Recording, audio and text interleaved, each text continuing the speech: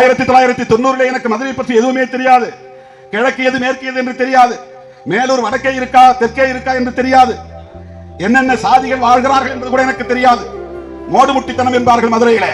அப்படி மோடுமுட்டித்தனமாகத்தான் நான் அரசியலில் அடியெடுத்து வைத்தேன். யாரு என்ன எதுவுமே எனக்கு தெரியாது. ஆனால் ஒடுக்கப்பட்ட மக்களுக்கு பாதிப்பு என்றவுடன் ஒரு அரசு ஊழியராக இருந்த நிலையிலும் கூட, என் பதவி போய்விடும் வரி போய்விடும் என்ற நிலையிலும் கூட அதையெல்லாம் பொருட்படுத்தாமல் அலுவலகம் முடிந்த பிறகு 6 மணிக்கு மேல் இந்த மேலூர் வட்டாரத்திலே கிராமம் கிராமமாக நடந்து போனவன் திருமாவளவன்.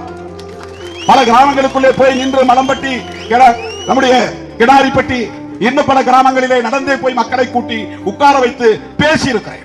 அம்பேத்கர் யார் இரவெல்லாம் பேசிவிட்டு பகலெல்லாம் அலுவலகத்திலே போய் தூங்கி தூங்கி விழுவேன். புலிப்பட்டிக்கு போயிருக்கிறேன், கென்மாய்பட்டிக்கு போயிருக்கிறேன், கைலம்பட்டிக்கு போயிருக்கிறேன், மக்களை நடந்தே போய் சந்தித்திருக்கிறேன். மாங்குளத்துக்கு போயிருக்கிறேன். சுற்றியுள்ள பல கிராமங்களுக்கு நடந்து போய் பிறகு வண்டி இல்லாமல் திரும்ப நடந்தே வந்து ஈபி காலனியிலே விடிய காலையில் தங்கி அதன் பிறகு வந்து நாங்கள் அரிசி போட்டு கஞ்சி காய்ச்சி குடிச்சிருக்கிறோம். இரவெல்லாம் சாப்பிடாமல் கூட சோறு ஏற்பாடு செய்திருக்க மாட்டார்கள். அப்படிப்பட்ட நிலையிலே சென்னகரம்பட்டியில் படுகொலை நடக்கிறது. நான் கோயம்புத்தூரிலே அரசு ஊழியராக பணியாற்றுகிறேன். தொலைபேசி எனக்கு தகவல் வருகிறது. பதறி போகிறேன். அங்கிருந்தே சூரத்தை அச்சிட்டு ஒட்டுவதற்கு வாசகங்களை சொல்லித் தருகிறேன். அந்த வாசகங்களை அச்சிட்டு ஒட்டுகிறார்கள்.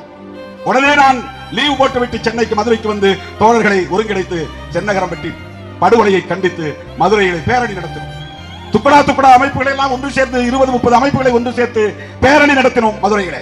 முதலில் திருமாவளவன் வந்த பிறகுதான் மதுரை வீதிகளில் சிறுத்தைகள் அணிவகுப்பு என்கிற பேரணி நடந்தது.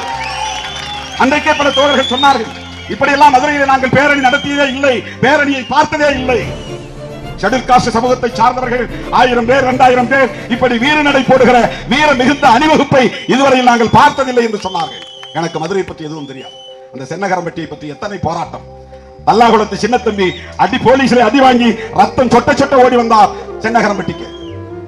விஏஓ ஆண்டி என்பவனை கண்டித்து ஆர்ப்பாட்டம். எத்தனை துண்டறிக்கைகள், எத்தனை சுவரொட்டிகள், எத்தனை ஆர்ப்பாட்டங்கள், எத்தனை போராட்டங்கள், எத்தனை முறை காவல்துறையை சந்தித்து பேசியிருக்கிறோம். பொதுக்கூட்டங்களை நடத்தியிருக்கிறோம். மாவட்ட ஆட்சித்தலைவரை சந்தித்திருக்கிறோம். பொதுக்கூட்டங்களை நடத்தியிருக்கிறோம். என்னுடைய டைரக்டர், நீ என்ன இப்படி எல்லாம் செய்கிறாய் என்று என்னை டிரான்ஸ்பர் போட்டு விட்டார். கோயம்புத்தூருக்கு தூக்கி அடித்து விட்டார். நான் பொருட்படுத்தவில்லை. இங்கே ஒரு ஆபீஸ், அதாவது வீடு, அங்கே ஒரு அலுவலகம், 2 இடத்துல வாடகை கட்டிட்டு இருந்தேன். ஈபி கால்ல ஒரு வீடு, அங்க கட்சிக்காரங்களா வந்து படுத்துவாங்க, சோறாக்கி சாப்பிடுவாங்க. கடையில வடிக பாக்கி வச்சு அரிசி பருப்பு எல்லாம் வாங்கி சமைச்சு சாப்பிட்டுவாங்க. அதெல்லாம் நான் சம்பளம் வாங்கி கொடுத்துருவேன். கோயம்புத்தூர்ல எனக்கு தனி ரூம் வாடகை. ஒவ்வொரு ஞாயிற்றுக்கிழமையும் நைட்டு நான் 2 மணிக்கு படுத்து 4 மணிக்கு எழுந்து 2 மணிக்கு படுத்து 3 மணிக்கு எழுந்து 4 மணி பஸ் பிடிச்சு ஓடுவேன்.